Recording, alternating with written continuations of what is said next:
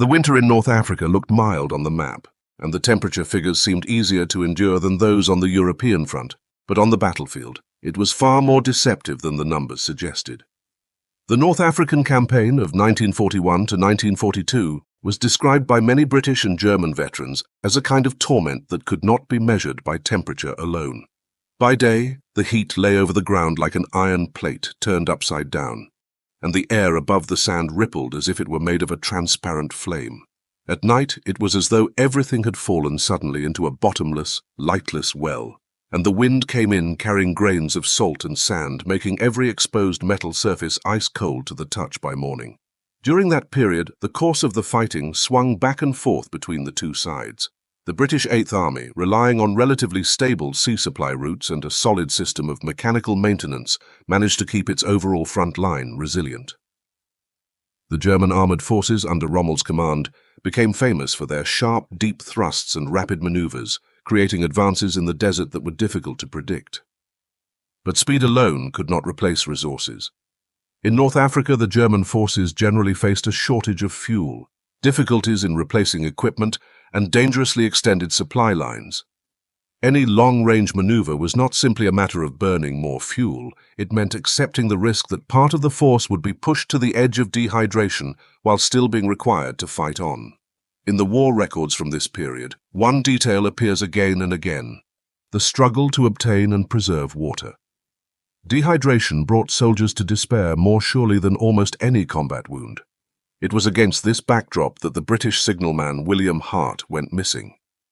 He belonged to an armoured brigade under the Eighth Army and was responsible for maintaining radio sets and ground communication lines.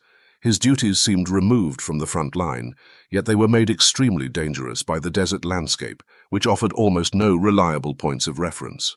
On that particular morning, the sky was dull and grey. The wind shifted from north to east, and the air pressure dropped.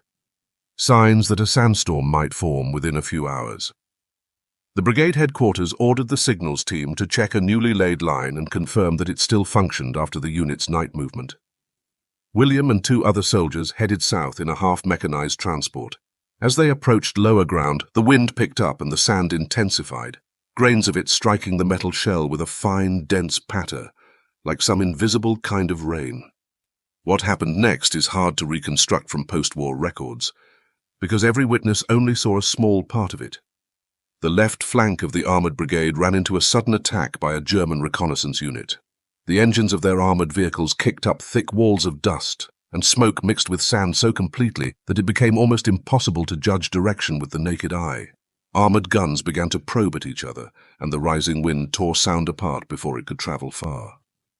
William's small team was not directly drawn into the fighting, but in a very short time they completely lost their sense of direction along the tracks and routes they were meant to follow.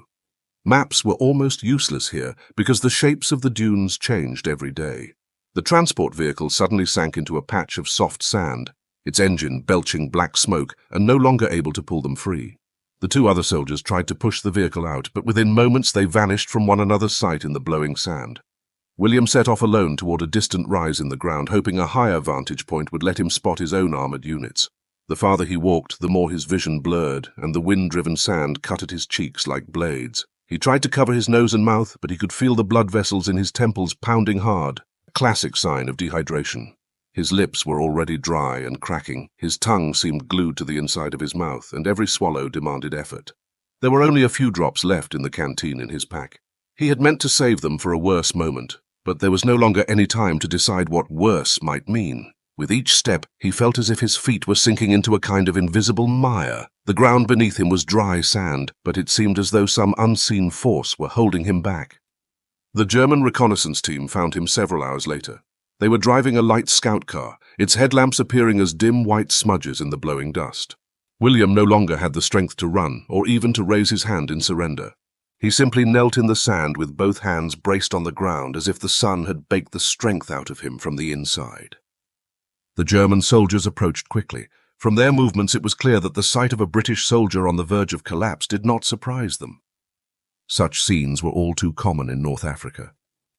They searched William briefly, confirmed that he carried no weapon, and then lifted him onto the rear of the scout car. The Germans in the vehicle looked just as dried out as he was. Their lips were pale from lack of water, and none of them had any spare to offer. The team itself had been cutting back its own rations for 2 days. Their canteens held only enough to keep their basic functions going. In the jolting rear compartment of the vehicle, William slipped into a half-conscious state. He could feel the wheels jarring over gravel and sand, the vibration running up into his spine. He could hear the wind forcing its way through the seams of the metal bodywork. The scout car moved at a cautious pace. Clearly the Germans were unwilling to risk higher speed in such treacherous terrain. They were taking him to a forward command point, and that command point was itself running low on supplies. A few of the soldiers glanced back at him, their expressions showing neither contempt nor sympathy. Only the same exhaustion that the desert pressed onto everyone. Out here, the condition of a prisoner and that of his captors could sometimes look remarkably similar because both were being worn down by the same environment. And so William, close to total dehydration, was carried toward a German forward position, where an even harsher reality awaited him. At the front, there was no water at all. The Germans themselves were surviving on their last reserves. Neither side could escape the desert, and the desert itself was the strongest enemy of all. Everything that followed would push him toward an unexpected moment in history, one powerful enough to bring an entire front to a brief halt so that a prisoner like him could drink a mouthful of water. The German forward position sat among broken rises of high ground. Tanks and half-tracks were parked behind loose, shifting dunes. In the cold of the night, the tracks of many vehicles had stiffened, and a number of engines needed repeated preheating before they would start. The temporary camp beside the positions was made of canvas and low dugouts reinforced with sandbags. Every so often, wind from the west swept through, carrying stones and sand that further wore down sacks already compacted by use. The camp was far from the neat order shown in training manuals. It was more like a structure held together with difficulty between fatigue and necessity. Soldiers stood in line for their rations. In the last 2 days, those rations had been cut down to small portions of hard biscuit and dried fruit. The problem of water was even more urgent. The supply convoy sent to the position the previous day had been forced to turn back because of enemy patrol activity, leaving behind only some damaged equipment and a few barrels of drinking water that were far from sufficient. A grey film covered the lids of the barrels, showing that they had already been opened and resealed multiple times. During routine checks on the wounded, the unit's doctor had no choice but to reduce the use of water in cleaning wounds, turning instead to alcohol or hastily boiled water when possible. Not every soldier was angry about this.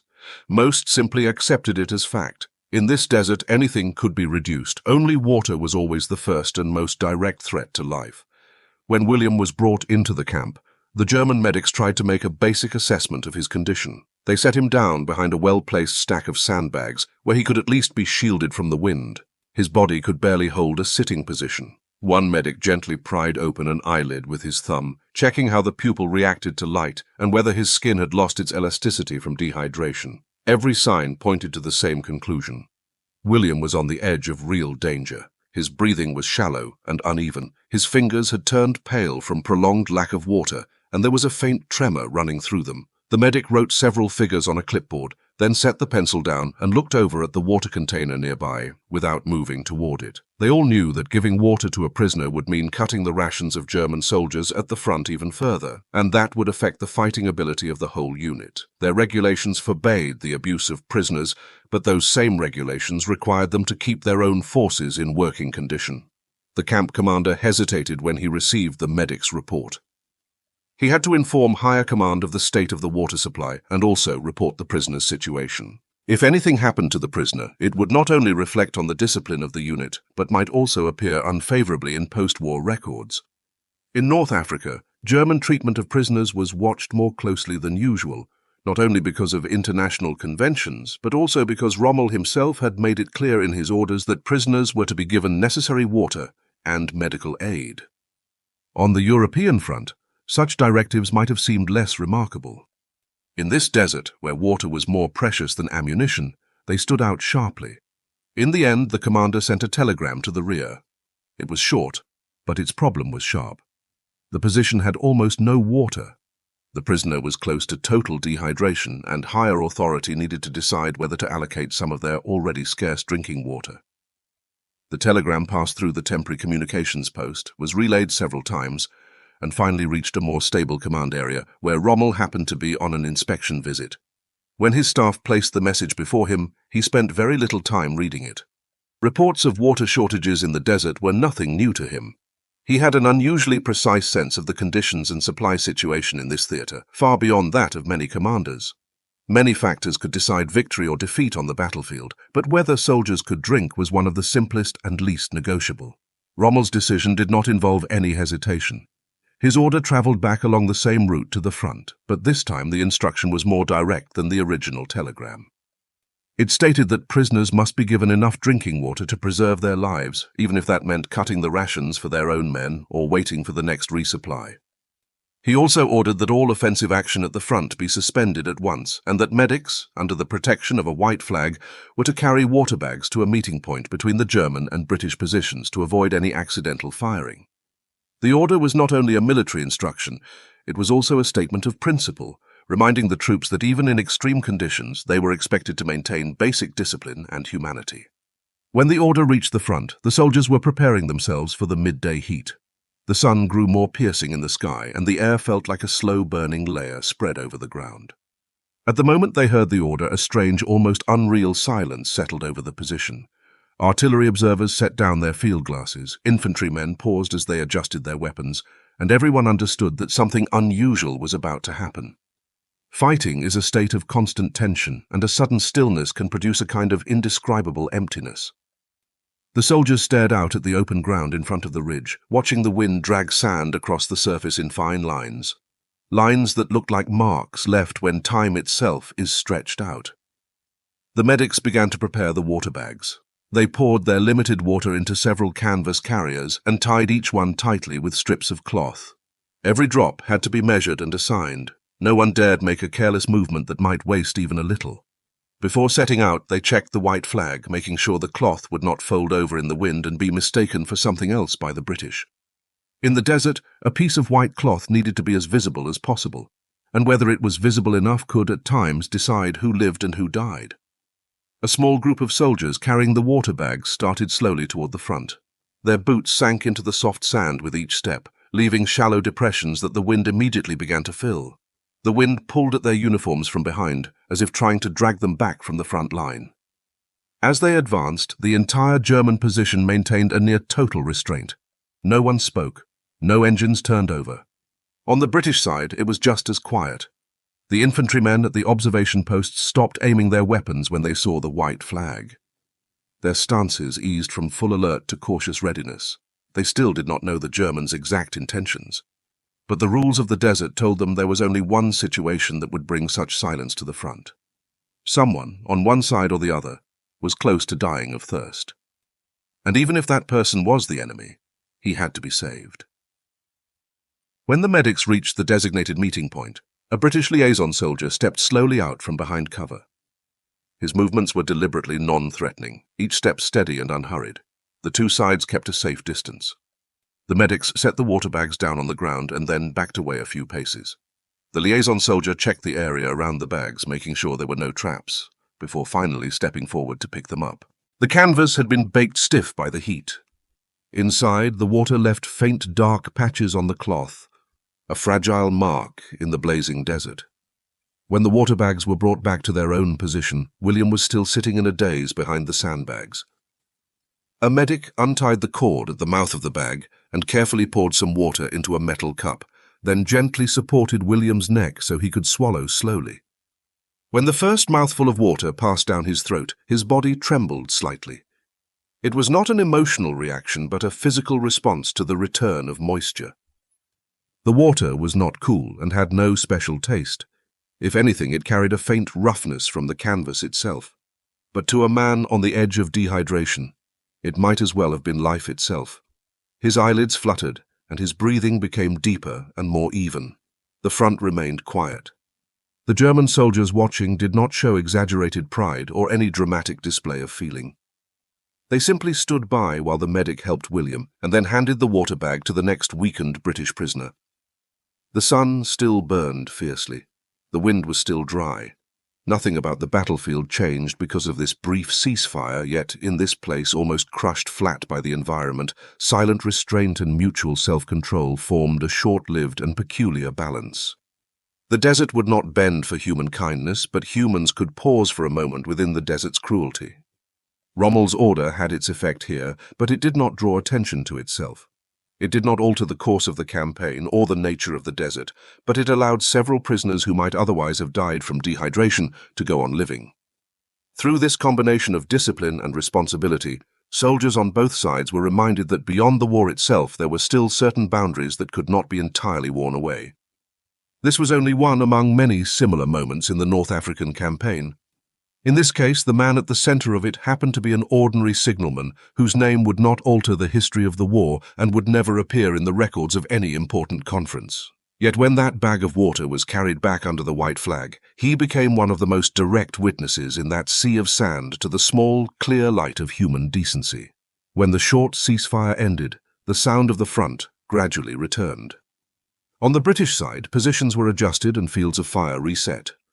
On the German side, mortar crews went back to their firing preparations, and the engines of armored vehicles and half-tracks rumbled to life with low, uneven growls.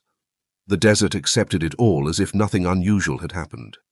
The wind continued to blow through the gaps between shelters and fortifications, lifting sand that settled on canvas, weapons, and boots, as though that moment of quiet had been only an illusion scattered by the weather. Yet within the positions, changes too subtle to see continued to develop. As they went about their routine tasks, some German soldiers glanced more often at the prisoners. Their expressions showed neither excitement nor pride, but a kind of rare stillness that came only after long stretches of combat. They knew that the ceasefire had not made them any safer. It had, in fact, imposed more responsibility and restraint on an already tight and fragile line.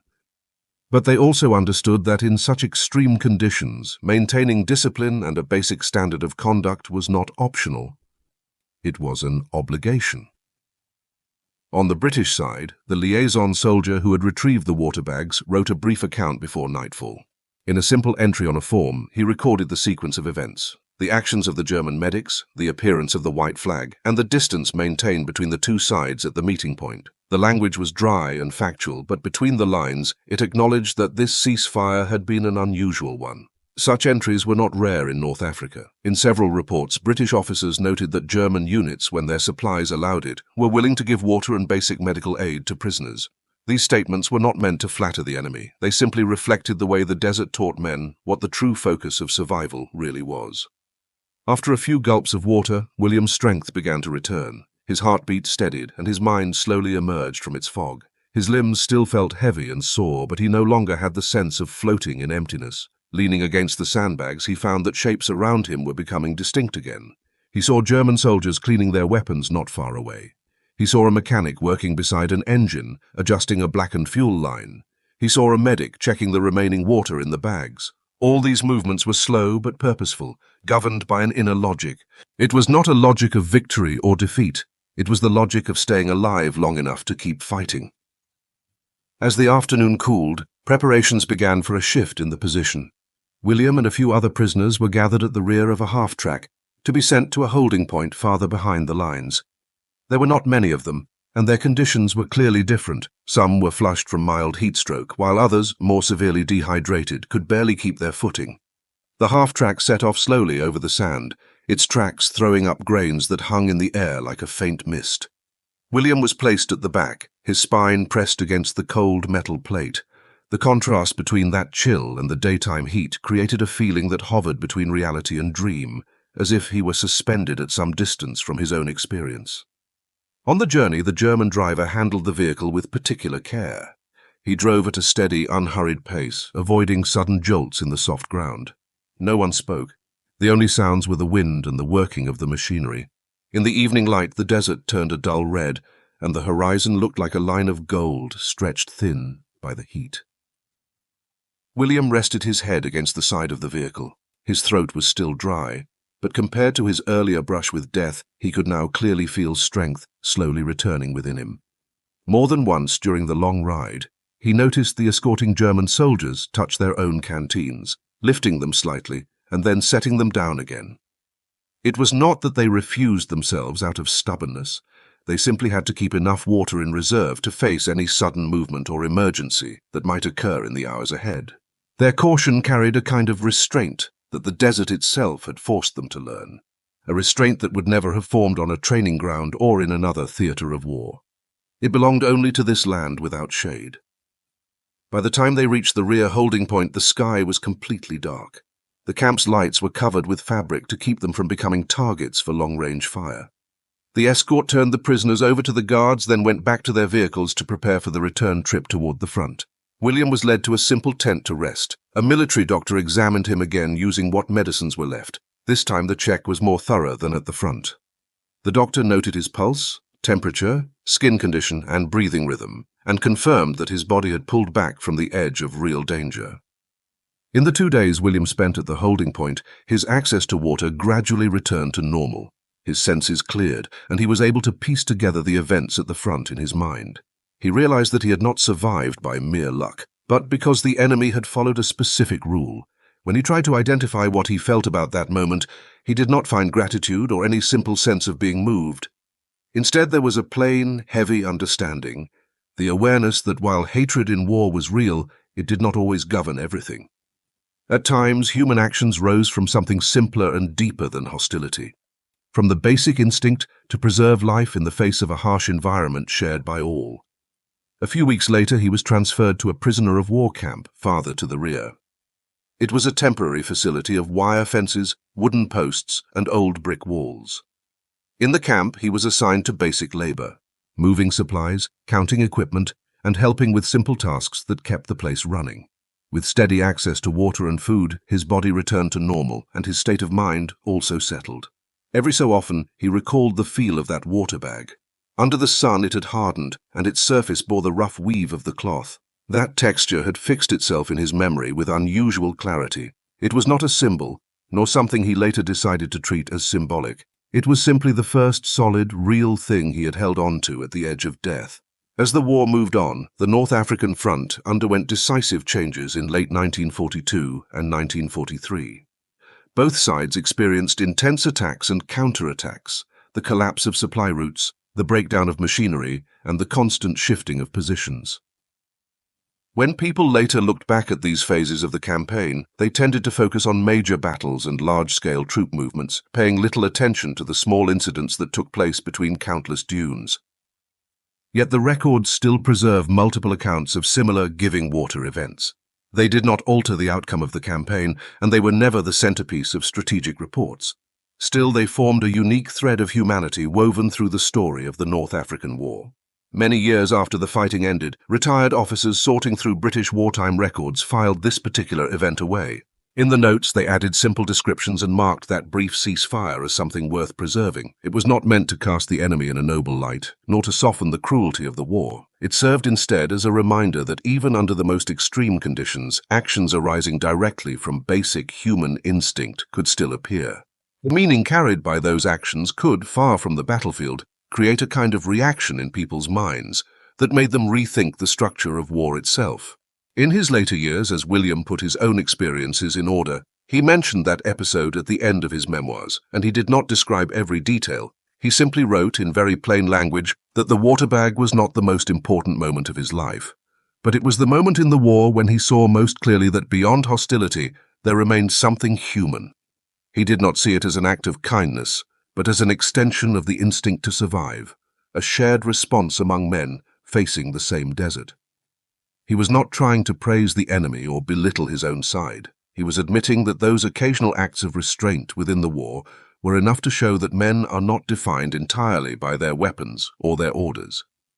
It was only many years after the war that this experience took on its clearest shape. Over time, people came to realize that the reason the North African campaign contained such complex shades of humanity was that the desert itself had forced everyone to confront their own limits. The desert cared nothing for flags, languages, or uniforms. It acted in the most direct way possible, forcing human beings to face their own fragility. When a prisoner lay dying of thirst and the opposing side chose to halt the fighting in order to keep him alive, that decision could not be found on any battlefield map. Yet it left a profound mark in the inner lives of those who witnessed it. The outer shell of war is made up of firepower, orders, machines, and strategy, but inside there is another, more elusive structure, the way human beings recognize one another at the edge of endurance. In the desert, water briefly laid that deeper structure bare, allowing people to see the common ground that existed beneath their hostility and to sense a connection deeper than the fighting itself. It did not change the war, and it did not alter the course of history, but it could change how people understood war. When people now look back on that time, the water in that bag stands not for the kindness of Germans or Britons, but for the lowest and most genuine warmth that human beings preserved amid extreme destruction. In a desert without shelter, that warmth seems especially fragile, yet also especially precious. It shows that war can crush many things, but it cannot completely crush the most basic human response. On one afternoon in that sea of sand, Rommel's order allowed that faint warmth to linger for a moment, and many years later it still speaks in silence, reminding the world that although geography can divide enemies, a single bag of water can, for a brief time, reconnect them as human beings.